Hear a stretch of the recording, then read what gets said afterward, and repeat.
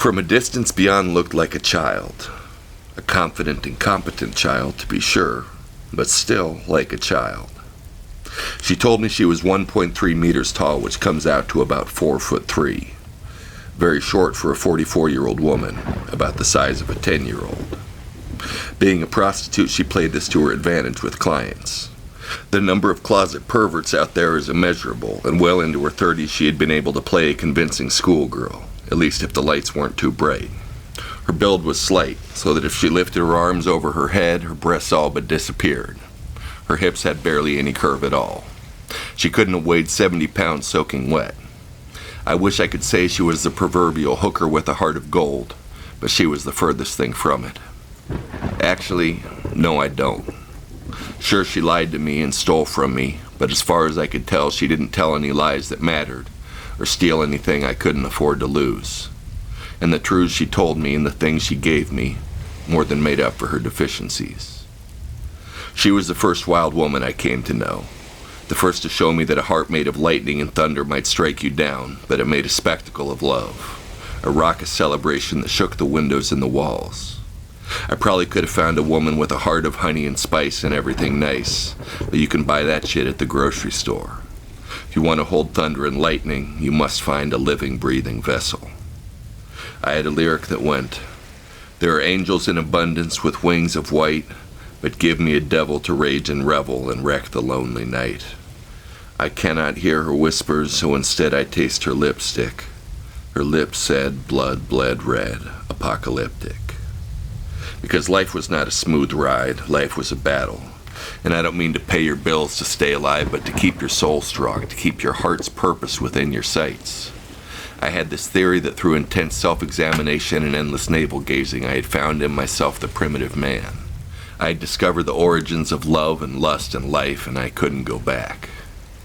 But the primitive man had no place in the modern world. You see, we had evolved in a world where death lurked around every corner. Now, at least in America, even if you gave up and tried to let yourself die, some government agency would swoop in to keep you alive. There was no more threat, no more adventure or risk.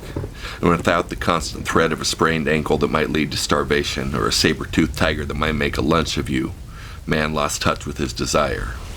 Without simply staying alive as a goal, he struggled to find another. His soul wilted away from lack of use. There was no gamble, no excitement. If you were content to sit in your air-conditioned house and eat your microwave dinner, then an angel is what you wanted. And as the lyric said, there are angels in abundance. But if you want to rage, if you truly want the night to crash down around you and beg for mercy, you must find yourself a devil. And if you ask her for her secrets, she may whisper them so that you can't quite hear, so that you must read her lips with your own. And in them you will find the immediate instant and the end of the world, and everything in between. But I'm getting ahead of myself, way ahead of myself. Before I met Bjorn, I had to make my escape. And before I made my escape, I had to go crazy. And before that even, I had to get to Paris. Paris really was the start of it all. I was 15 years old, in 10th grade, and had just discovered the beats. Neil Cassidy was my hero. I wanted to devour life and get all the kicks and leave a wake of rubble smoldering behind me. But I wasn't really a wild kid. I got good grades and more or less towed the line. I played sports and sang in the school choir.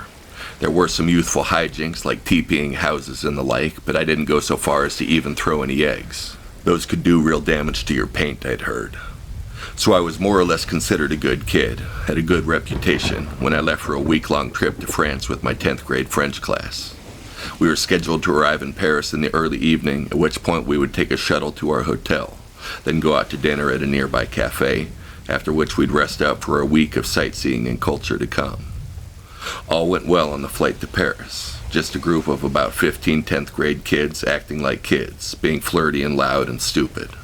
I was excited like everyone else and feeling a bit of a natural high from being away from my parents and on the way to something new. Nothing too extreme, though. I remember first being blown away by the sights of Paris from the shuttle van. I'd gotten myself a window seat and just marveled at about everything I saw. The architecture in Paris is all in that old world style. They actually have laws saying you can't build in a modern style within the city limits, so the whole place just looks like a damn postcard if you're from suburban America. All sorts of narrow streets paved with cobblestones and old cathedrals and little bakeries and grand boulevards with ritzy boutiques all over the place with lots of roundabouts, open squares, and parks. Just a generally different feel from America. Whereas American cities are built with utility in mind, in France they decided beauty deserved equal billing. As soon as I saw Paris, I was hooked and couldn't wait to get out into it. It was like a theme park, but not corny or kitschy, more ancient and storied. I could feel Paris and wanted to be a part of it. I was very impatient at how long it took us to get checked into our hotel rooms, how long it took for us to get served at the cafe, not to mention how small the serving sizes were. Finally, we were done eating, and I had extracted promises from the chaperoning teachers that one of them would take a group of us out that evening to walk around to see some of the city. Otherwise, it was going to be back to the hotel to while away the hours while Paris was out there just throbbing with energy. I'd felt it pulling at me since the moment we touched down. Even the airport had been different. It had a different feel, and I suppose it had been building in me since then. It was mystery and energy and promise, all laid open like a cornucopia of exalted experiences, just waiting to be wrenched from their roots and consumed with relish and greed. I don't know what would have happened if I hadn't made a break for it. Maybe it would have been inevitable. Maybe I would have been lying in bed wide awake that first night, watching the minutes pass, listening to Paris whisper in my ear, beckoning me, taunting me, enticing me, until I would have crept out into the night anyways. If that had happened, I probably would have resolved to come back before morning, still intent on being the good kid. But here's the thing. I was about to lose my mind in a very literal sense. You see, I was, as of yet, undiagnosed, though later would be labeled a classic case of bipolar disorder, which if you didn't know means I would be prone to swings of mania or depression. This was my first manic break, perhaps brought on by the excitement of the trip, or perhaps coincidental. Whatever the case, I didn't know what the hell it was at the time. I just knew that I felt wild and energetic, and there didn't seem to be any reason to question it. Felt like I had to move and scream. I was talking a mile a minute, commenting on everything, believing my observations to be astute if not profound. I was out in front of the group about 10 feet, walking backwards, looking over my shoulder, looking everywhere at once. Teacher asked to smell my breath. I obliged. Then I laughed at him. The idea that I was drunk was ridiculous. Being drunk had nothing on this.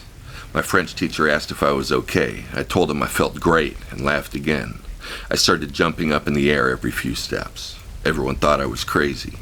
I kept up my commentary on the passing scenery. At this point, we were out in this big open garden area called the Jardin des Grands Explorateurs, I believe. It was a long, narrow park that connected to the Luxembourg Gardens, which besides the Tuileries was probably the nicest park in all of Paris. We were moving along, myself holding court while jumping into the air every few steps, barely able to get my words out. Then it started snowing, and that put me over the top. You see, this was my first year not living in California, so I had only ever seen snow before when we went skiing, and then it was already on the ground. The actual snow falling from the sky, lit by all these uniquely Parisian streetlights, seemed to have a special gold to their glow. Combined with the energy of being in a foreign land with foreign sights and smells. A foreign land that felt like a postcard, but also echoed with the history of the beatniks and other expatriate greats. For it was a city of great artists, of inspiration and muses strolling down every alley ready to beckon you into a secret embrace. It was all too much to bear. "It's snowing!" I yelled. "Il neige!" I began laughing. I ran forward into the falling snow, my arms out as if I could catch one of the flurries, but really just wanting to make myself as big as possible, to expand my surface area to feel this snow in this crisp, cool night, to spread my arms like wings and maybe catch an updraft. Then before I really knew what I was doing, I had brought my arms in and started running in earnest. First it was sort of a three-quarter sprint, like an Olympic miler on his third lap. I was in extremely good shape at that point in my life, could run about a 6-minute mile, which was way too fast for an out-of-shape French teacher to keep up with. He didn't even try to give chase. Or maybe he gave a few half-hearted steps, but really he knew I'd either stop or I wouldn't. Turns out I wouldn't. I heard my name yelled a few times by the teacher and some laughter from my classmates behind me as I loped off. I had to imagine it was a pretty funny sight, seeing their classmates suddenly sprint off into the night for no apparent reason. I would have laughed. Before long, I was in the Jardin du Luxembourg. I kept going. There was no reason to stop. I was racing the rotation of the stars, the rising moon, the hope that wouldn't let me be. I was on a mission behind enemy lines to rescue beauty from despair. I would crush sadness and hate and fill all the emptiness, dry all the tears, everything. I would become a king. I had a lyric that went, I am one with the way the world spins, vertigo like undertow keeps pulling me in. Motioned and emotion perpetually spun, I am zero to infinity, rolled into one. It was the same kind of feeling I'd later have on the train car in Iowa City, the feeling that I had caught my stride and could stride across the continent, the ocean if I so desired. And I desired everything. I could step from the top of the Eiffel Tower onto the Empire State Building, from the Champs-Élysées to the Brooklyn Bridge. It wasn't just a good feeling, it was a whole world aligning and begging me to bless it with my speed and joy. Much like depression, the true sensation of mania is hard to convey. It's a million positive thoughts in your head, all worthy of attention, and all getting it at once. It was the stars looking more beautiful than they ever had. Why had I never noticed the stars? It was the moon shining just for me. How did the moon know my name? It was every sensation infused with joy. My feet on the pavement felt so fluid and smooth. Why wasn't I a competitive runner? There couldn't be anyone faster than me. In that moment, I would have dared anything. If there was even a 1% chance of success, I believed that the 1% was meant for me. It was at once dizzying and exhilarating. There was even a unique flavor of manic anxiety. How could I see everything with only 2 eyes, touch everything with only 2 hands? There wasn't enough time. And if I did somehow accomplish everything, touched, tasted, heard, smelled, saw it all, there would be no choice but to turn around and do it all again. For the sake of thoroughness, just to be sure. My legs felt strong and my lungs as well. The night was clean and cool in my chest. The snow felt surreal, like I was flying, like I was just in pure glide mode and was on a downhill slope that was also on a Mobius strip, and I'd just keep going faster and faster until I eventually disintegrated into a ball of light. I slipped a bit at one point on some grass, but caught myself in stride and kept going. It was like my momentum would hold me up. As long as I had speed, I had the world by the balls. I didn't even look over my shoulder until I cleared the Jardin de Luxembourg. By this point, my school group was long left behind. By looking back, I don't know what I was looking for. All that was back there was my past, and my past suddenly felt meaningless. I was reborn in motion and grace. I wasn't running like the wind, I was better than the wind. The wind wished it could move like me. I found out long after the trip that the teacher had hustled the group along after me and followed my footprints in the snow a ways before throwing in the towel. The group had waited for several hours in the Jardin for me to reappear while the teacher made frantic calls, and when I stayed gone and they had started to get overly chilled, they gave up and headed back. The teacher had called my parents as well as the Parisian police, but it was too late. I was in the wind. As for where I was exactly, that's unclear. I continued straight out of the Jardin de Luxembourg and kept moving. There weren't a lot of people out in the snow, and those who were didn't give me a second look as they had their heads down against the cold. Everyone seemed well-dressed and self-assured. I weaved through them in a steady stride. By this point, my run had slowed down to a jog. I had escaped, and there was no more need to flee. Now I was just moving for movement's sake. I felt for my wallet and passport. Both were still in my pockets. I was starting to slow. The lactic acid was building up in my legs. Something told me I hadn't just been running from something, though. I had been running to something as well, and I had to find out what. I felt the need to keep going, to set some kind of personal record for best time by an American through the Parisian streets, in flight from his entire life, and in search of what? And then I reached the Seine. If ever there was a river meant for poets, it's this one. Cutting through the center of the most beautiful city in the world, flanked in many places by long stone quays, it has a sort of strong, silent spirit that many rivers have.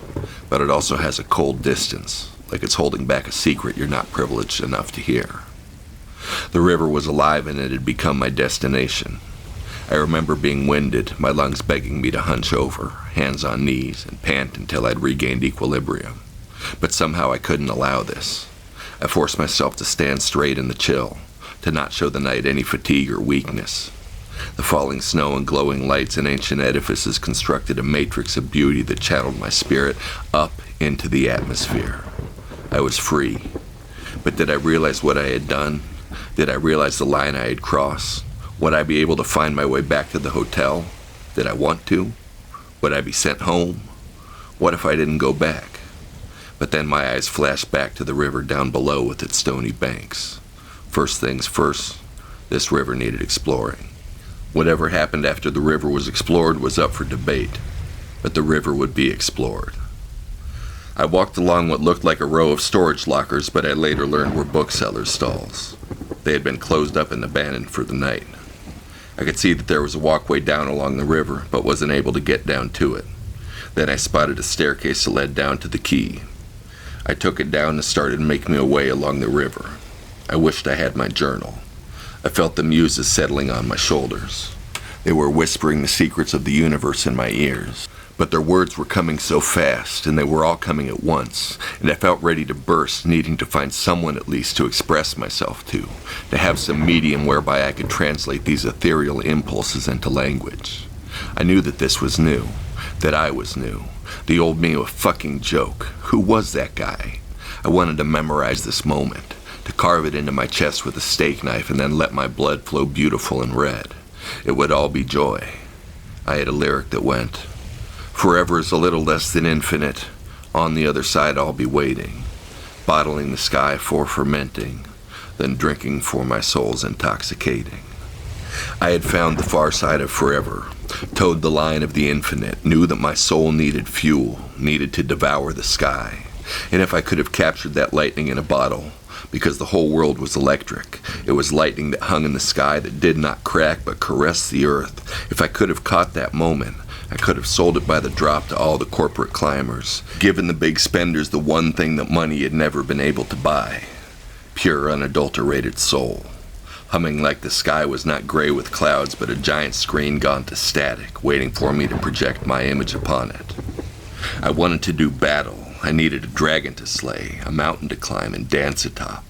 A part of me wanted to jump into the river, but that probably wouldn't have been good for my wallet or passport. I felt a bit of a chill. I had taken my jacket off as I ran, but now felt too slick with sweat to put it back on. I decided to take my shirt off as well. There wasn't much of anyone down by the river at this time of night, and if it wasn't common practice to take your shirt off wherever and whenever you want in Paris, as it was in Southern California, then I guess a few people would just have to be scandalized. I knotted my jacket around my waist and jammed my shirt in my waistband.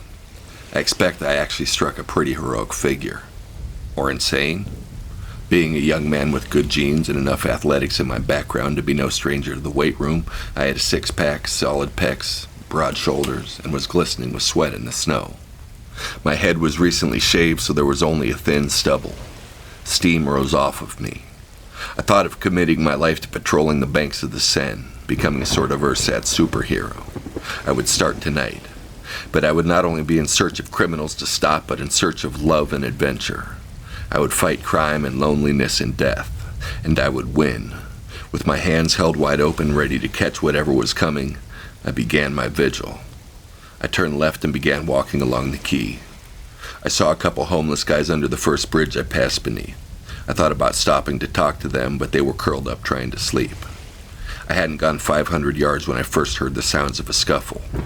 I'd kind of been staring into space, not exactly on the lookout, when my attention was drawn by the struggling sounds of two pairs of shuffling feet, as well as little grunts of exertion. I looked up to see what looked like an adolescent female child fighting with a very drunk man and doing pretty well for herself, considering the huge size discrepancy. He was having trouble even standing up straight and seemed to be hanging on to her for balance about half the time. They were about 30 yards away in the shadow of a bridge, and I started heading their direction. I didn't exactly burst into action, since it looked to me like it was most likely a drunk father with his daughter, and I didn't figure it was my place to get involved with family business if it could be avoided. I wasn't sure that's what it was, though, so went to get a closer look. I figured I could just walk by if that seemed appropriate when I got there. As I got closer, it became apparent this was actually a serious struggle. She was pushing against the man's face while he struggled to pull her close to him. He seemed to be half enjoying the struggle, until maybe she got him in the eye or something, because all of a sudden he switched from his rapey embrace to grabbing her by the hair with both hands and throwing her to the ground. I was about 5 yards away when I saw this. Here is where I burst into action. I rushed forward and grabbed the man by the back of his collar and threw him on the ground. There wasn't much to this considering I had a good 50 pounds on the guy and he was drunk as a skunk. I then stood over him and told him to get up in a very menacing way. I was surprised when he obliged, thinking he was ready to square off with me. The boxing I'd done as a kid meant that I felt comfortable advancing on this drunk fucker with my fists up. I'm sure I looked crazed and formidable. There's nothing I hate like a bully, and men who abuse women are the worst kinds. He threw his hands up in a sign of surrender and pleaded with me to stop. It became clear that it hadn't even occurred to him that I might hit him. He thought he was going to get up and chew me out for laying hands on him. He asked if I was crazy. T'es fou? I didn't know how to say what I wanted to say in French, plus my adrenaline was up. I was in ass-kicking mode, which didn't seem to have a dial for threats in foreign languages. I said, "I fucking saw you," and took another step towards him, fists clenched and up. He said in English, No, peace and love, peace and love." He said this several times, showing me his open palms, as if to ward me off. By this time the woman had picked herself up and stood watching. He motioned to her, said in heavily accented English, "Bien, say to him, peace and love only, peace and love." She said, "No, you bad man." I had heard enough. I wanted to be somebody's hero, and it seemed to me that the hero's job was to punch out the bad guy. I stepped forward and smashed my right hand into the guy's nose. Except at the last second he sort of ducked his head down, which meant my fist slammed into his forehead, kind of skipping off at an angle, causing a large gash to open up. He crumpled like a house of cards, both hands shooting up to hold his head, now streaming blood onto the key. He lied on the ground in the fetal position, screaming bloody murder. Actually, it was more like a shriek, over and over. It really sounded half animal, very primal. You would have thought I had stuck a knife in his gut. Bian acted quicker than I did. She grabbed my hand and said, "Come, let's go," and pulled me off down the quay, heading for the nearest stairway. She seemed to know what she was doing, and getting out of there was definitely at the top of my list. Plus, I thrilled at the human contact, the soft hand in mine, the confident grip, the sudden bond of escaping the shrieking man. She let go of my hand as she hustled up the stairs, but then took it again before pulling me off down a boulevard heading away from the river, then turning down a side street. Here she slowed her pace significantly. She said, "You should put your jacket." Her accent was a strange mixture of French and what I would later learn was Vietnamese. I obliged her, realizing that despite the discomfort of putting on a jacket when sweaty, I stuck out like a sore thumb running around with my shirt off. "You are American?" she asked. "Yes, but I speak some French." I was still feeling very much hyped up and like I wanted to move. This was the first time I had been forced to stand still since the mania had really gotten a hold of me. It felt very constricting and claustrophobic. "Tu parles français?" she confirmed. "Oui, un petit peu, mais..." Yes, a little bit, but... I couldn't get my thoughts organized in French. Too much conjugation and verbal gymnastics working around vocabulary I didn't know. I needed unfettered expression. I burst out, going a mile a minute. "Yes, I'm American, and I ditched my class back in the Jardin du Luxembourg, and now I'm on my own and I don't know where to go, because I don't know if I need anywhere to go, not for real, because I'm in Paris and I just want to be in Paris, you know, to be out in it, even if it's cold, because I'm a Viking, you see. Some of my friends even call me Sven, and I'm like an oven, don't feel the cold, but now I don't have any plans, and you're the first person I met, and I don't know if we've officially met, but I'm pleased to meet you, and since we've met now, I wonder if we should walk somewhere, because I feel like going for a walk. Long flight, you know, and I just need to go, just need to move, let the go juice flow, knock the dust off my bones, get moving, you know?" She was a bit shocked at my flood of words, unsure exactly what to make of me. "More slow, please, I am not understand." "Désolé, madame. I'm sorry, ma'am." I bowed deeply and theatrically. Not sure where that came from, but it seemed the thing to do.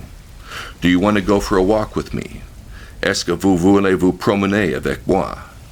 I said it in very formal and polite French. I was trying to be as charming as possible. I expect she could see how desperate I was for company, but must have decided I was harmless, even if a bit strange. The thing was, despite being as different on the surface as two people can be, we had a connection. It was like a lyric I had that went, "The girl with the carousel heart and the boy with the tilt-a-whirl brain set off seeking a sunny day in a season of wind and rain. The boy with the tilt-a-whirl brain and the girl with the carousel heart. Two old souls transformed into state-of-the-art."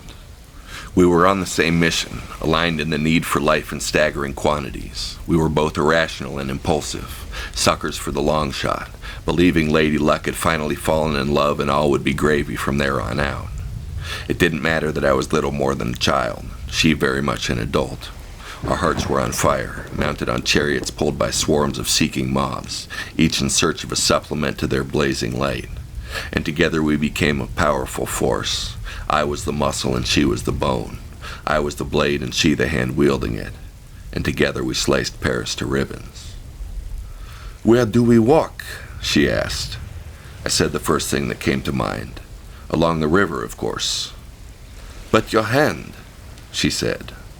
I realized for the first time that I had busted a knuckle open on that dipshit's head. My adrenaline and mania were too high for me to care much. "Just a scratch," I said. But upon closer inspection, I noticed that my wrist seemed to be slightly swollen. Come to think of it, it did hurt when I moved it. Beyonce saw me wince. "Come," she said. "I know the way." I didn't know where she was leading me, but I was up for anything, and she didn't seem to doubt I'd follow her. So I did. She led me down a side street to where there was a small pharmacy open late. Inside we found butterfly bandages and antiseptic for my knuckle and tape for my wrist. The pharmacist didn't seem to know what to make of us, both speaking English, me dripping blood, unable to stand still, one sweaty, twitchy lunatic led by one little pixie. He was happy to take Bjorn's money, though. I had tried to pay, but Bjorn had insisted, saying, "For thank you." What happened next was one of the most sublime experiences of my young life. Bjorn led me outside where we found a dry spot under an awning with some decent lighting. We sat down right on the sidewalk, facing each other, and Bjorn tended to my wound. It was just like my childhood fantasy of being nursed back to health by my crush after dispatching the terrorists who had taken over the school. It's hard to put my finger on exactly why this moment held such pathos for me. Perhaps because it was an intimate touch, but also a chaste one, which meant I could appreciate the closeness without the insecurity of worrying I'd be asked to perform sexually. At that point I was very much a virgin, like I had kissed a girl before, but barely, and even that I had been nervous about. I remember thinking as a kid that when I kissed a girl for the first time I had better make sure that it was her first kiss too, just in case I wasn't any good at it. She wouldn't be able to tell the difference. I felt the same way about sex. As it turned out, I would end up being pretty good at sex. Being a big guy, I had a decent dick and I was athletic and in shape and eager to please. But I still had the same worries and the same qualifications had to be met for the woman who would be my first. She had to be just as green as me. When it came to the sexual realm, the idea of being compared and judged wanting really worried me. But there were no sexual overtones here. This was gratitude and sympathy and concern. This was a woman's tender touch without any hang-ups or worries. After she'd got my busted knuckle cleaned and closed, she began wrapping my wrist. She did a thorough job, to say the least.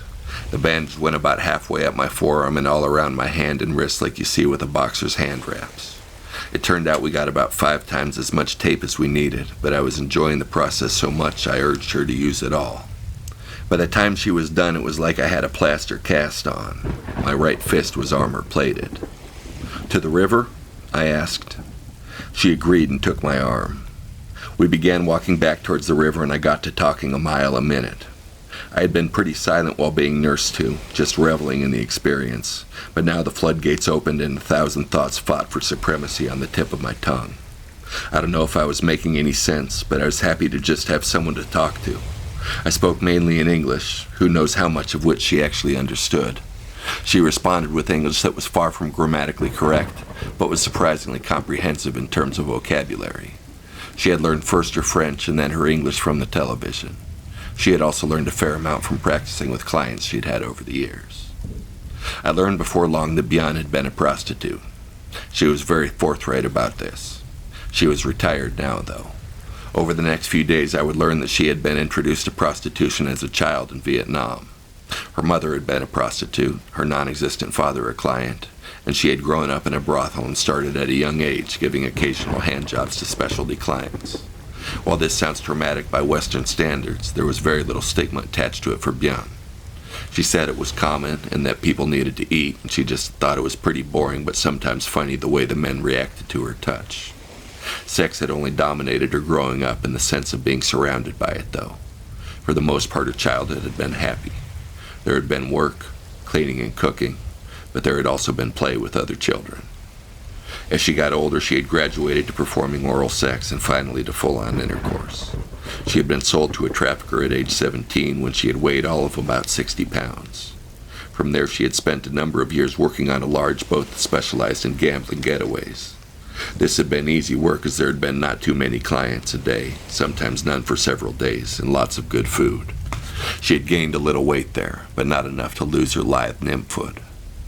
Then one night there had been gunfire on the boat, not that she had witnessed, but only heard, and the next day she and the rest of the girls had been moved again. This had begun a much harder part of her life where she had been moved to Paris, where she worked out of the back of a van in the Bois de Boulogne and lived in an apartment in the suburbs with about 10 other women. She had a Belgian pimp who had paid a lot of money for her, and it had taken her 25 years to be able to repay it. Coincidentally, about the same number of years she could work effectively as a prostitute. He had not been particularly fair or generous, but he hadn't been cruel. He had treated her like a commodity and used her until she was used up, then freed her, which basically amounted to putting her out on the street with no lifeline. When I found her, she had been retired for several months and had been living with a boyfriend, the guy I'd punched earlier in the night.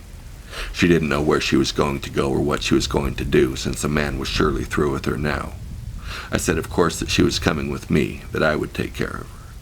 This was ridiculous, but I felt too good to care. She seemed reticent, and I can now understand her suspicion after the life she'd led. A conversation we had that first night inspired the lyric, "You can wade my shallow shores, but there isn't much left down deep. There isn't much left of me. Whatever you can find is yours to keep." She had conveyed the idea through much confusion and gesturing that she felt like her bones had been scraped clean, her insides excised by 100,000 loveless fucks, and all that was left was skin and bone and a vacuum in between. She wasn't bitter about it. That's life, she said. No, I declared, this is life. She seemed dubious, but she let me keep hold of her hand. We had been walking for a while when Bian asked if I wanted to get a drink. She knew a little hole-in-the-wall shop that sold cheap vin de table and was closing soon. We dropped in, and sure enough, the owner was sweeping up for the night, getting ready to lock up. They did have cheap wine, both in traditional wine bottles and large jugs. Bian grabbed a bottle, but I pointed out that the jug was a better deal per ounce, and there was a buy two, get one half price deal. If the place was closing soon, shouldn't we stock up? She said she only had 20 francs left. She was shocked when I produced my wallet, which had been stocked with francs for souvenirs, emergencies, etc., before I'd even left the U.S. We left with 3 gallons of wine. All had been pissed onto the quay before the sun rose. From that point onwards, she was drinking wine pretty much nonstop. Bian drank about 5 times as much as I did, despite being less than half my size. Her attitude had changed dramatically when I produced my wad. She had been well trained to light up at the sign of money. Was she using me? Of course she was. But I was using her too. I was using her for life and love, and perhaps they were more noble pursuits than money, but we all had our priorities. I was just glad to have someone to jabber at. I remembered my first drink that night being a decisive moment. There was still time to go back. If I found my way back to the hotel, perhaps I wouldn't be sent home. It was one thing to run off and abandon the group for an evening. It was another thing entirely to not go back, to stay in the wind. For a moment I was afraid of consequences. My parents would be furious, not to mention the worry. I might be expelled, maybe even sent to a military school or juvenile hall. Would they call Interpol? Would there be an international incident?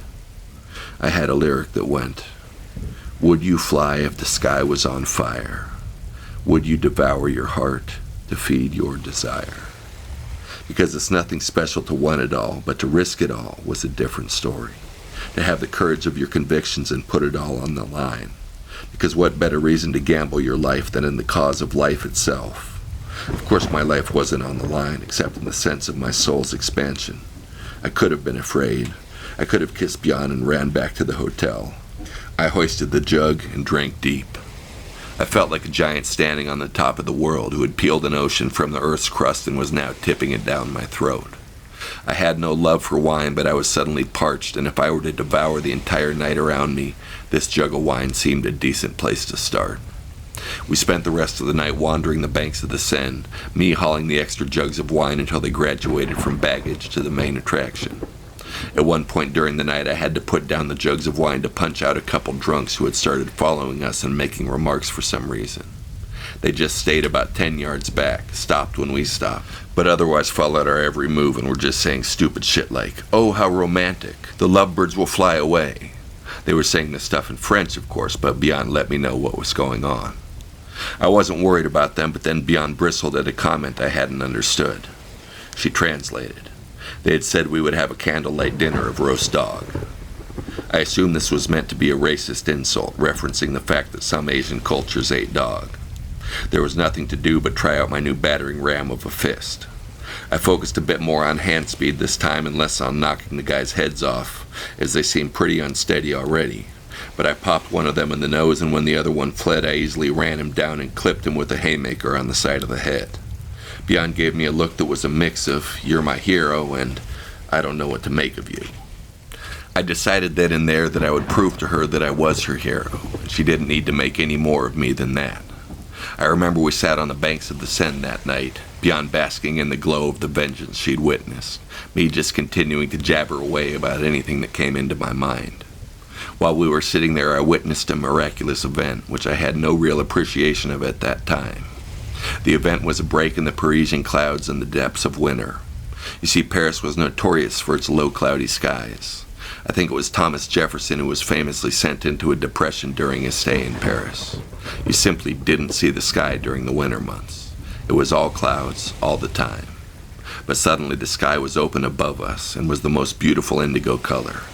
It inspired a lyric that went, "Indigo, indigo, North Star high, horizon low, neon sky, afterglow, the night the sky turned indigo." It was like suddenly the curtain had been pulled back on the universal soul, and we were allowed to bask in its glow from North Star to horizon.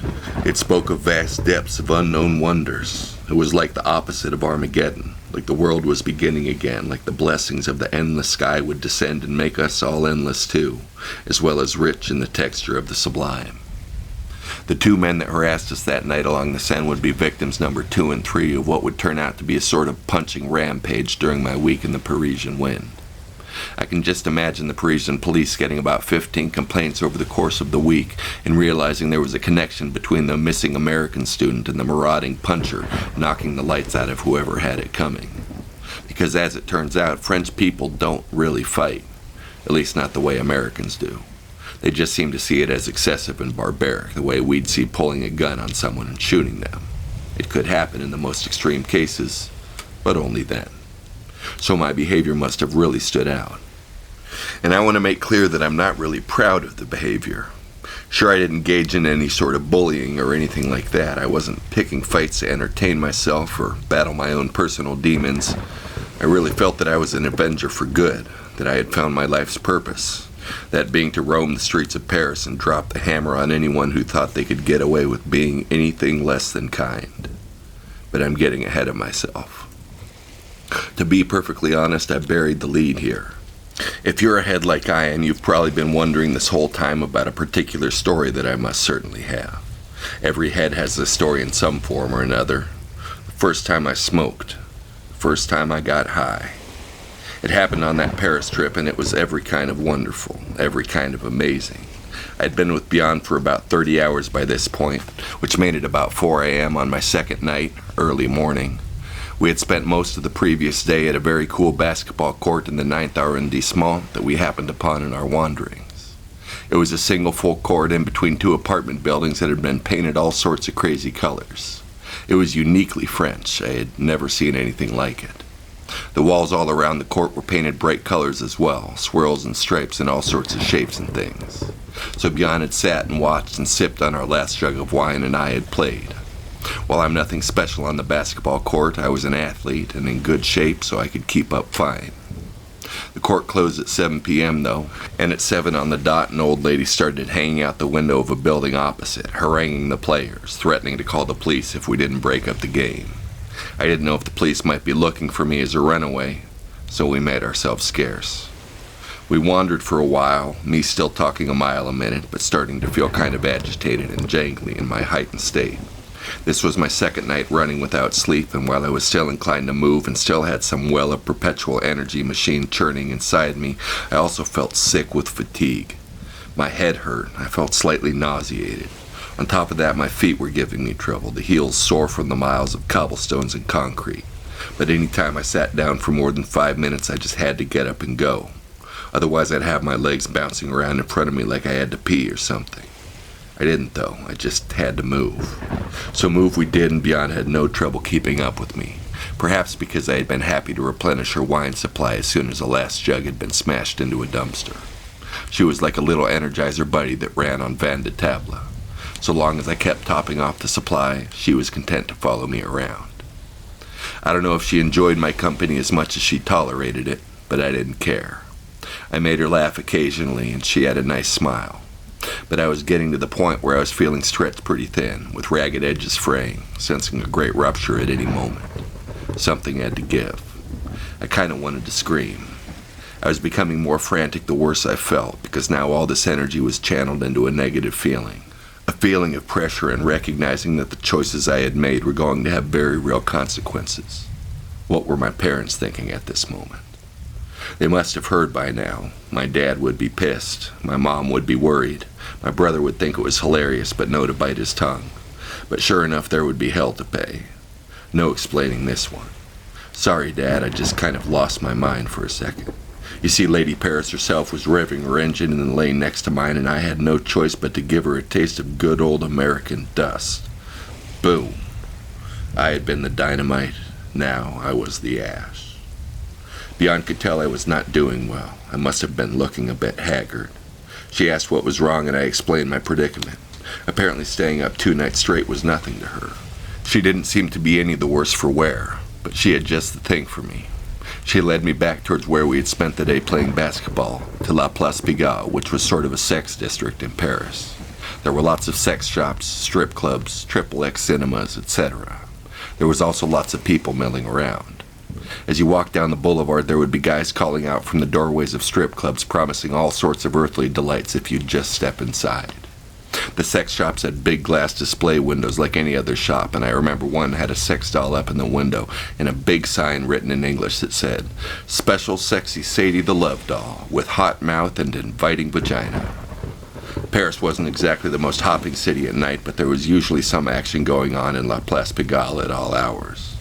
Beyond led me through the crowd until she found a Moroccan guy she knew named Mohammed. He had hashish for sale and sold Beyond a small lump about the size of a pencil eraser for about $30 American. Next shop was a tobacco shop, where we, meaning I, bought a small pouch of tobacco, a pack of papers, a lighter, and a corncob pipe for good measure. I thought it was hilarious that they had this gaudy piece of Americana next to all the solid wood polished pipes that otherwise filled the rack. We walked a few blocks to the Sacré-Cœur, which meant Sacred Heart. It was this big church built on top of a hill looking out over Paris and Montmartre. It was big and white and had a large open area in front of it where street performers and kitsch vendors would presumably mingle with tourists during daylight hours. But now there was a soccer game in full swing. Lots of French guys in their jeans or slacks, mostly working class from the looks of them, playing soccer in the streets on top of Paris at 2 a.m. We sat down on the steps in front of the Sacred Heart, which gave us a great view out over the city. I wanted to light up the pipe, but Beyond was embarrassed that I had even bought the thing and told me to put it away. Instead, she was going to roll a joint. She broke off little crumbs of the hash, using about half of the lump, and sprinkled it on a layer of tobacco in the paper. Then she rolled it up slick as can be, not too much spit, in a nice gradual cone shape. She lit it up and took a couple puffs, passed it to me. I was a bit surprised that she was lighting up in the middle of this public place. I mean, there weren't any cops in sight or anything, but there were about 15 or 20 other small groups of people spread out in various places on the steps. No one even turned to look at us. I took a couple cautious puffs at the joint. I knew tobacco didn't agree with me, having smoked a grand total of 1 cigarette in my entire life up to that point. One was enough for me. It just made me feel dizzy and sick, not my kind of buzz. So with this tobacco hash joint, I didn't inhale too deeply, not wanting to add to my already slightly sick feeling. For this reason, I didn't really get very high. I did feel something, though, probably as much from the tobacco as from the hash, and it helped me to chill out a bit. Suddenly I felt very tired. I was crashing, getting outright sick with fatigue. I told Bjorn I had to sleep and that I felt sick. Pretty much right as I said it, Bjorn saw someone she recognized, a woman who was about her age, but actually looked every year of it, and then some. She had a rugged beauty beneath the wrinkles and weariness, but it was also a vulgar kind of beauty. She was the type of woman you were more inclined to lust after than to love. She had a man with her, a guy who looked to be in his mid-20s. I sort of followed their conversation, but Bjorn filled in the gaps for me afterwards. The woman had worked with Bjorn for many years and had agreed to let me and Bjorn sleep in her apartment that night since she would be going home with her boyfriend. The apartment wasn't far, about a mile to the northeast near the Porte de la Chapelle metro station. Bjorn led the way and I staggered along next to her. The apartment was a third-floor walk-up, but I practically ran up the stairs. Somehow I didn't have the mental energy to plod up them. Needed to get it over with in a burst so I could collapse in front of the door. Power down the engines at last. I hardly remember making my way to the couch. I was asleep in an instant. It only seemed an instant later and I was suddenly wide awake. It took me a moment to remember where I was. I had staggered in the dark and now the sun was creeping in the window. The city was starting to come to life outside. A garbage truck rumbled past. For all their emphasis on aesthetics and beauty, the French hadn't been able to build a better garbage truck. It was loud, then it stank, and then it was gone. I crept down the short hall and found Bjorn asleep in the bedroom. I decided not to wake her for the time being, made my way back out to the couch. I felt refreshed and very alive, but also slightly on edge. Like I was about to be called into action and needed to be primed for whatever was coming next. There was a TV, a bookshelf with a few books, various knickknacks, odds and ends. There were a number of abstract-looking sketches on the walls. In fact, they covered most of the free space. There were a few frame paintings, the type you might see hanging in a hotel room, and then these pencil sketches all over the place. In the wrong light, it might have bordered on sinister, a serial killer crazy type of environment. But in the golden dawn, it was a cozy and quaint little place. The type of place a Hollywood director might invent for his quirky heroine to show she wasn't just beautiful, but also a creative risk-taker with plenty of spunk. I didn't know what to do. All the books were in French except for one, a tattered, Lonely Planet Guide to Paris. It was in this little artist garret that I first really got high. I had started flipping through the Lonely Planet Guide when I remembered the corncob pipe and the remains of the lump of hash. I fished them out of my pocket and dropped the little lump, about the size of a pea now, into the pipe. Then I drew the lighter's flame down over the hash with a slow, steady inhale. My chest was only about a quarter full before I started coughing my lungs out. It was all I could do to keep from dropping the pipe, and I coughed and coughed until I was red in the face, shooting spittle across the little apartment, practically shaking the walls. The more you cough, the more you get off. In fact, it's kind of a badge of honor if you smoke some head out and your bud is so good it makes him cough. Any true stoner is happy to endure the coughing to reap the benefit of what comes along with it. So I coughed, and when the fit finally subsided and I stood up straight from my wheezing hands-on-knees posture, the world had changed. It was like I'd been in a dark room and gotten to the point where I'd stopped noticing, and then all of a sudden, bam, light, color, shape, and form everywhere. I was suddenly ecstatic. This apartment I was in was the greatest apartment I had ever seen. This moment was the greatest I had ever lived, and now this moment. I was on a roll with each moment better than the last, each thought loaded with import and meaning. Paris was my world, and I was the king of Paris, which meant I was also king of the world, my world. It was all my world. In retrospect, I was high to the point of ridiculousness. Not only was I a young outlaw in Paris, which would make just about any American teen feel high, but I was in the middle of a manic break and had just taken my first real hit of what would become my anchor and my rock and my North Star in some of the toughest times I had ever known. At the same time, I felt the vastness of the universe around me. I felt how small and inconsequential I was. But I knew I still had my finger on the pulse, or on the button that would launch the nukes against the four horsemen of the apocalypse. I had a lyric that went, "Astronomers and astrologers agree, the stars are more important than me. I may not light the sky, but I am feeling fine, still I shine." I was content in a way I never had been before. I didn't need to be a star because I was light taking human form. Even if no one else could see it, if things got dark enough and you got close enough to me, you could detect unmistakable glow. While I felt calm and serene, I was also twitchy with excitement, looking everywhere at once. My neck and my eyeballs unable to coordinate, so rushed was my hunger for perception. I began to flip through the Lonely Planet guide. It was all out of order as far as I could tell. I began ripping out pages, creating an itinerary. With a fold-out map torn out of the back of the book, I planned a walking tour that would take us past every major monument, cathedral, museum, literary landmark, famous bakery, etc. in Paris.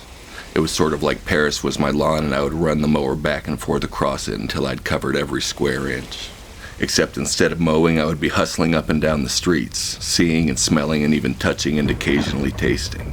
I would live off of pâté de campagne for the next week, which was the cheapest kind of pâté and was sort of the pâté version of a hot dog. Lots of fat and low-quality meat, but it tasted great, spread on fresh baguette.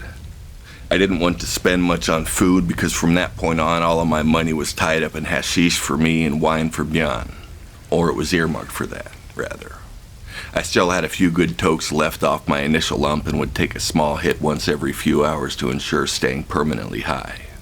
This is possible when you're a new and young smoker. Once you get older, these marathon sessions become much harder. You get seriously reduced effects the more you smoke, and often get to the point where you're getting more stoned than high, i.e. spaced out, zoned out, zonked out. But like I said, I was new to this, so my tolerance was super low and I didn't have any addiction pathways wired into my brain yet, so I stayed high as a kite. It was a constant explosion of every corner being like a postcard. Constantly feeling like this moment right here, not every moment that came before, but this one right here was the most perfect moment any man ever lived. I was wild and free and powerful and unstoppable. I dared anyone to get in my way. I had a kind of wild, twitchy swagger that told the world that if nothing else, I was full of energy and would be hard to slow down, much less stop. Over the course of the next week, we would sleep twice in an apartment of an ex of Björn's, both times during the day while the owner was at work. Björn knew where the key was hidden. And twice in the Jardin de Luxembourg, again during the day. If you slept in the park during the day, you could claim you were just outside getting some air and had fallen asleep. We managed to sleep for 2 or 3 hours without being bothered. We did succeed in seeing every major attraction in Paris, at least according to Lonely Planet, though with a good portion of them we just sort of scooted on by, checking them off like a kid on some manic scavenger hunt. Over the course of the next week, I rampaged like a madman across Paris, occasionally checking in with Mohammed to restock my pipe with hashish, or stopping in a pharmacy to add another roll of tape to my wrist. It would take forever to tell the whole story. Maybe if I live through this, I'll set it all down someday. But for now, you'll have to settle for my list of top 10 Paris punches. I punched out 2 young Arab punks who were harassing a group of guys I was playing basketball with. I'd seen a pickup game, and while I wasn't much of a basketball player, I was athletic, and it was an excuse to run around and burn off some energy. The Arab guys were just standing outside the playground fence yelling bullshit. It soon became clear that all the French guys were basically scared of them. There were a decent number of Arab immigrants in Paris, and unlike the French, Arabs didn't hesitate to throw down. So they had reputations as tough guys, sometimes even carrying knives. I cracked the first one, and the second sort of dove at my legs. I shucked him off, though, and dropped a hammer fist on the top of his head. He went down. One time we were riding the metro illegally, having hopped the turnstiles to avoid paying for tickets. This was a common tactic among Parisian youth, so occasionally the Paris police would set up checkpoints in the metro where they stopped everyone and asked to see their tickets. If you didn't have your ticket, you got a hefty fine. Björn and I got stopped at just such a checkpoint, and my reaction in my manic state was to lay the poor cop out. I cracked him right in the nose with my heavily armored super fist, at which point he dropped to his knees holding his nose, his machine gun hanging loose from its strap. That's right, the Paris cops often carried fully automatic assault rifles in the subway. It was a bit surprising considering we only let American cops carry pistols, and by all rights they probably should have been armed with bazookas. Maybe then they'd be a bit more hesitant to shoot at someone who might be a threat. Nothing like blowing up a city block to get you in hot water with the boss. Anyway, I cracked this cop and he dropped.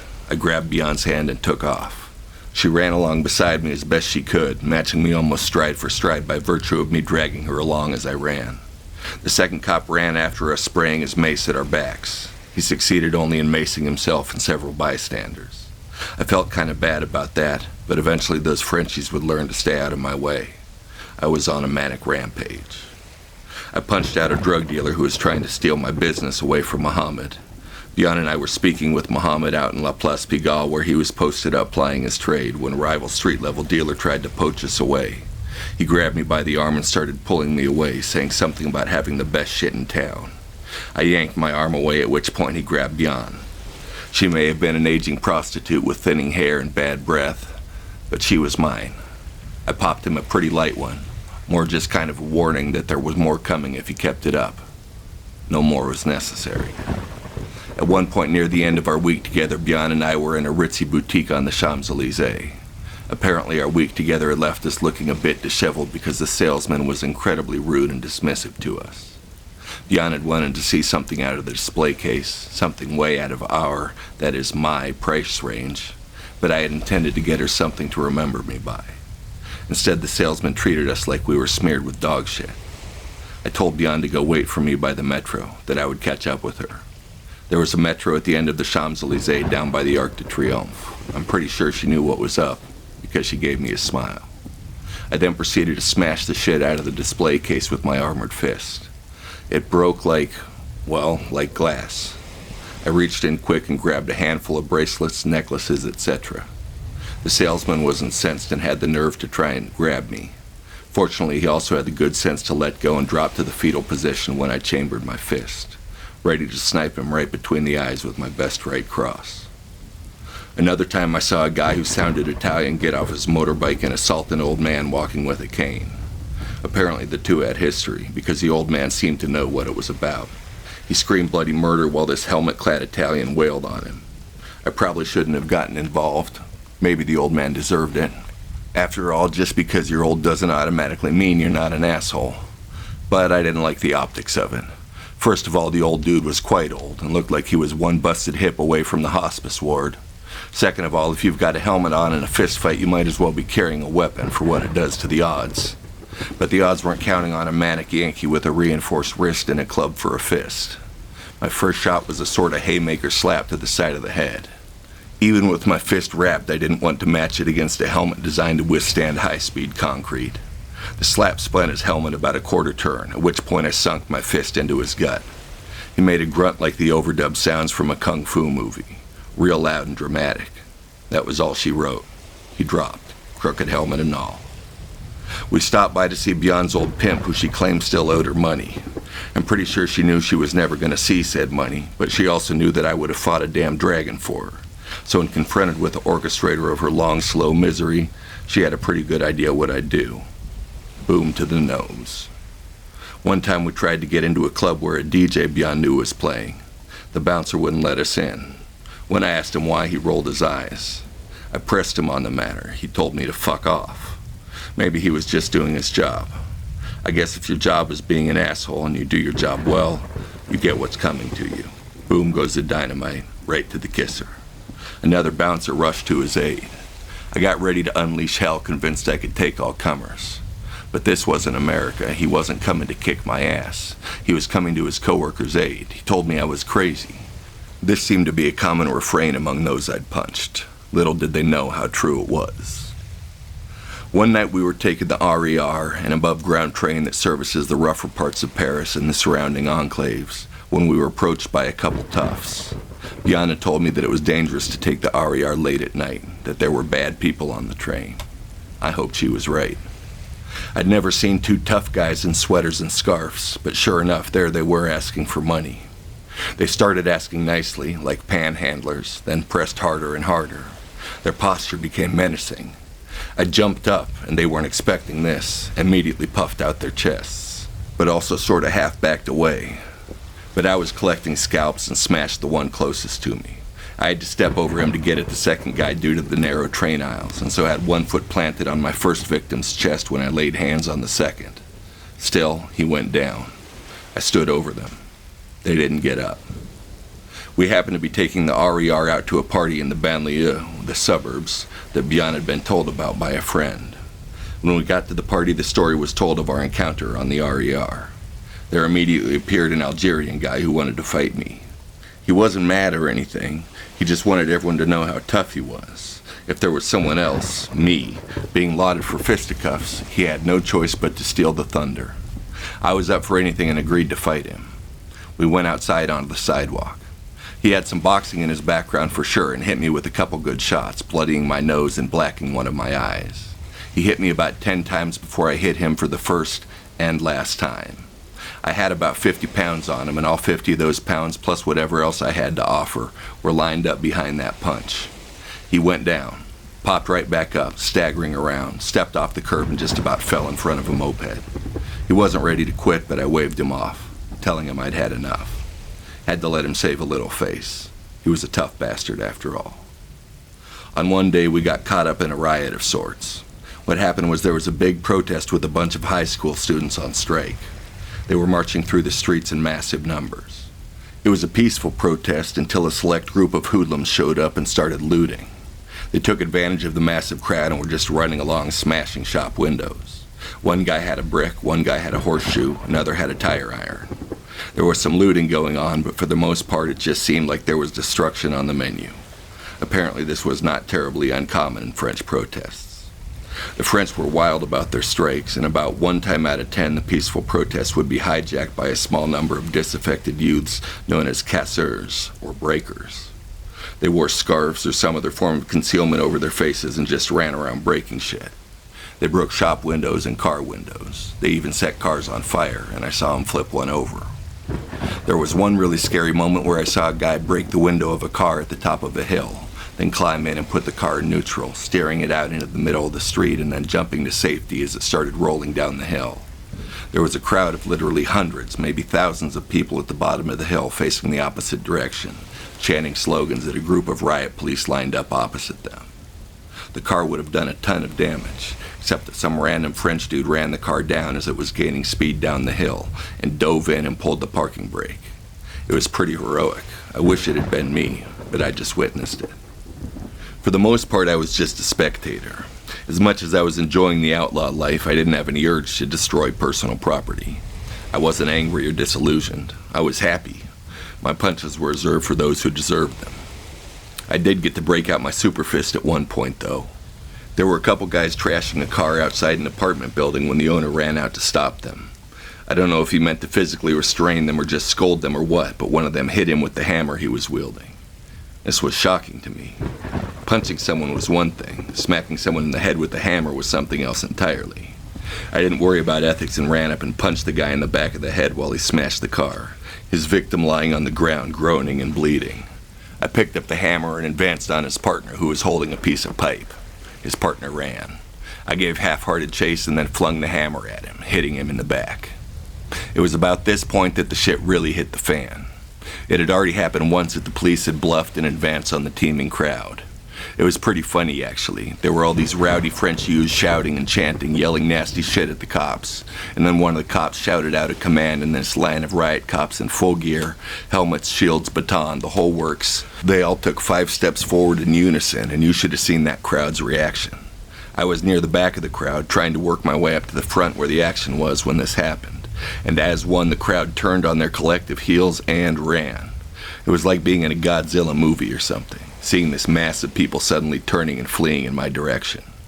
The crowd quickly reformed when they realized the police were bluffing, and this allowed me to get up to the front. The rioting, looting, and destruction were gaining momentum back behind me, and it actually got so bad that I found out after the fact that all this had appeared on CNN in America. Eventually the cops had had enough, and they advanced in earnest. Once again, the crowd fled as one, but they could only move so quickly, being packed as tightly as they were, and the riot police were quickly among them, swinging their batons like men who had spent the last hour being taunted and screamed at with their hands tied. Now they were loose and they were swinging wildly. Most people were running, but I didn't like the look of cops running up behind fleeing people and smacking them in the head or shoulders with their batons. So I charged in, landed a running punch on the first cop I encountered. He had a plastic shield over his face, but his helmet wasn't on very tight and shifted when my punch landed, allowing most of the impact to be absorbed by his face. A couple cops converged on me, but cautiously, staying crouched behind their shields. I was decent sized, and I'm sure they were shocked at finding their quarry turning to fight instead of running. I swung on one of the two cops circling me and was cracked in the back of the neck by the second cop. I would end up with quite a bruise, but in the moment I hardly felt anything at all. Just turned and swung at him, not landing. He took another swing at me, which I deflected with my forearm, again not feeling a thing, but ending up with the bruise. I was in a fury and closed the distance on him, body checking him through his shield. There was a flurry of activity, batons coming from everywhere. I was swinging wildly, throwing haymakers with both hands, just trying to break out of the clod of humanity I'd brought upon myself. It felt like being stuck inside a tornado with 1,000 angry hammers. I had blows bouncing off me from every direction. The next thing I knew, I was waking up on a stretcher, a paramedic on each end lifting me into an ambulance. There were a couple other stretchers with equally incapacitated protesters stretched out on them. The only cop around me was being attended to by a paramedic who was cleaning a cut on his forehead. I had a good gash in my head that had soaked my shirt and one side of my face in blood. I sat up on the stretcher and was told to lie back down. I wasn't having any of that, though. I had made a plan to meet Bjorn at the end of the block when I was done having my fun, and I wasn't confident I'd be able to find my way back there if I was transported to a hospital somewhere. So I had to get the hell out of there.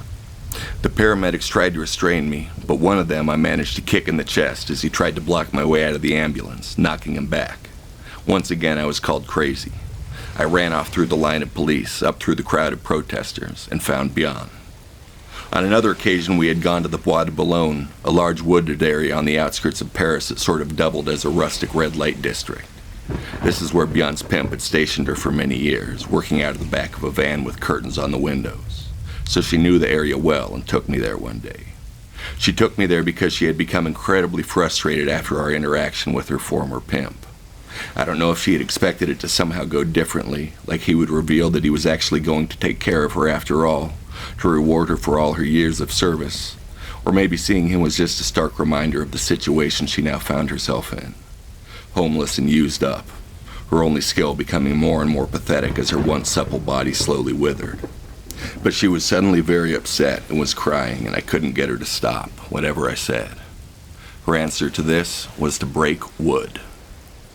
This consisted of wandering out into the woods until we found some deadfall that was manageable in size. We would then pick up the offending branch, and depending on its heft, swing it like a baseball bat or a hammer at a nearby tree, smashing the stick to bits. It was a great stress reliever. We picked up pieces too big to swing and flung them together at sturdy trunks. Ever since then, it was always something I could do to relieve some stress. Just find some woods, and invariably there would be some dead branches on the ground waiting to be smashed. I remember being startled at the ferocity with which Bjorn swung those branches. She screwed up her face, gritted her teeth, and let out a little grunt with each crash. It was like she was laying waste to every bad thing she had ever endured, and it amazed me seeing all this frustration and rage flowing out of someone who had been so kind to me. I knew then that I would love Bjorn forever, that this woman's life was worthy of every bit of succor I could provide.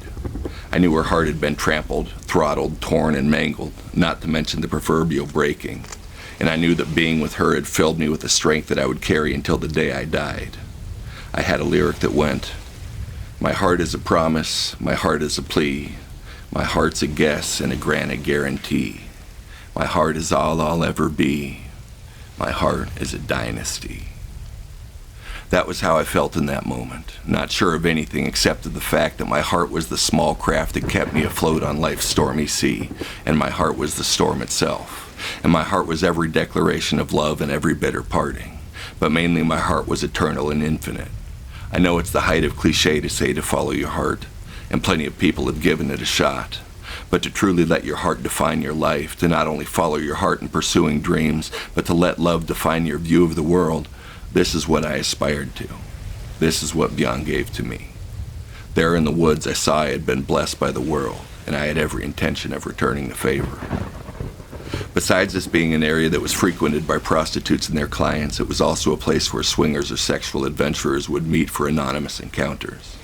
So anyway, on our way out of the woods, heading back to the pedestrian path, a man approached us and tried to strike up a conversation. He was a bit strange and twitchy, and we tried to extricate ourselves from his company without offending. This is when he pulled his dick out and started shaking it at us, saying, "You want some?" Granted, it was about the biggest dick I've ever seen in my life, and he must have been quite proud of it, or maybe he thought its massive size would somehow hypnotize us into servicing him. Instead, I cracked him in the nose. He hit the ground with his dick in his hand. Bjorn and I hurried off. My last 2 Paris punches were not moments of triumph. They weren't deserved or earned. They were acts of desperation. It was my last day scheduled in Paris, and I was seriously considering not going home. I didn't intend to disappear forever or anything, maybe just a few more weeks. I'd told Bjorn about my plans, and she had asked about my parents. I told her my family would still be there in a month, but that she was special to me, and I was afraid of losing her. I think I had sort of fallen in love with her, except we hadn't had any sort of sexual contact. Believe it or not every sex worker is free and easy with their body. It seemed that Bjorn saw sex as having a transactional nature, and if such a transaction wasn't required, there was no reason for it. We cuddled and held hands, but really my love for her was as much like that of a child for his mother as it was like the traditional mix of lust or passion or emotion. I did want a romantic connection with Bjorn and felt that we were forging one, but I fantasized about kissing her beneath the Eiffel Tower in a long, slow embrace, or sitting with my arm around her on the banks of the Seine, not getting my hands on her ass or fucking her or whatever else. I don't know how much of this was tied up in a general insecurity about sex. Clearly she was an expert and had seen it all, and even if I proved to be a prodigy, I was bound to appear clumsy and hapless. I figured that could wait. We were busy falling in love, or so I thought. On my last day, we had holed up in one of Bjorn's friend's apartment. Or it wasn't actually the friend's apartment. She was pet-sitting or something, so I had access to the key. Whatever the case, we had a place to relax and sleep, which I needed badly. I had slept a total of about 8 hours over the course of a week and was getting dizzy with fatigue. Bjorn and I curled up and went to sleep. When I awoke, though, Bjorn was gone. I would have figured she had just stepped out, except that in her place there were 2 naked women in bed with me. Needless to say, this was a bit confusing. I asked what was going on, and one of them reached for my crotch, started massaging me. I squirmed away. I didn't want this. I was a hero of love, not of lust. I don't even think I was aroused, so distressed was I by the situation I'd found myself in. I tried to get out of bed, and the 2 women, one of whom was the friend who'd given us access to the apartment, gently pushed me back into bed. I didn't fight too hard because this clearly wasn't a situation that merited aggression, but I was confused. I asked once again what was going on and was told to just relax, that they had a surprise for me. The second woman took my hand and moved it to her breast. It was large and heavy, the first time I'd ever really touched a woman intimately, and it felt very alien. This wasn't how it was supposed to go. I took my hand away and asked what was going on, where Bjorn was. They said she'd be back in a little bit and that they were a gift from her. It took me a second to realize that she meant that I was being gifted a threesome by the woman I thought loved me. This didn't make any sense. Then I saw the bracelets. Each one of the women was wearing one of the bracelets I'd given Bjorn, the ones I'd gotten when I'd smashed the display case in the boutique. I asked where they got them, and they told me that this was the payment, so I should just enjoy myself. This hit me like a damned icicle to the heart. Sure, it was a nice gesture to give up these expensive items to trade them for what she must have figured would have been the experience of my young life. I'd like to say that this betrayal, at least that was how I saw it, rolled off me like water off a duck's back. If I was a real man, maybe I would have said screw love and then proceeded to screw the brains out of the 2 beautiful naked women sitting in bed with me. But more than being a man, I was a poet. A romantic poet.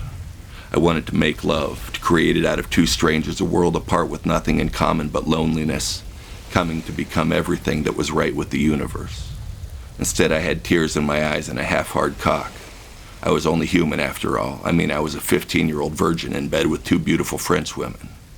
The women made another effort. One of them began unwrapping a condom, kneeling over me to take my cock in her mouth. I backed away again, this time climbing out of bed. I figured Bjorn had to be coming back, as she had left the airmail letters I'd bought for her. When I was still debating whether or not I was going home, and was leaning towards returning to America, I had stopped in at the post office and bought 25 prepaid airmail envelopes, which I then proceeded to address to myself. They were meant to be sent once a month so that Bjorn and I could keep in touch, and when I was 18 I would return to France to find her. Maybe she didn't love me, but surely she at least liked me. Surely she would want to keep in touch after the week we'd had together. I went to the window to look outside and was surprised to find a cop car parked out front. The police officer leaning against the car, staring intently at the building I was in. Was this a coincidence?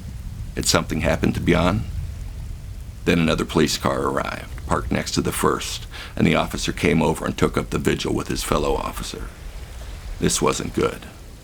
I had to wait for Bjorn anyways, but didn't know what we'd do when she came back. I guessed we'd just hole up in the apartment until the police found whoever it was they were looking for. Turns out they were looking for me. I realized this when a largish police van pulled up and out of it climbed my French teacher, several professional-looking types in formal business wear. I'd later learned they were from the embassy, and a handful of other police officers. I figured Bjorn had been arrested and coerced into giving me up. I later realized this wasn't the case.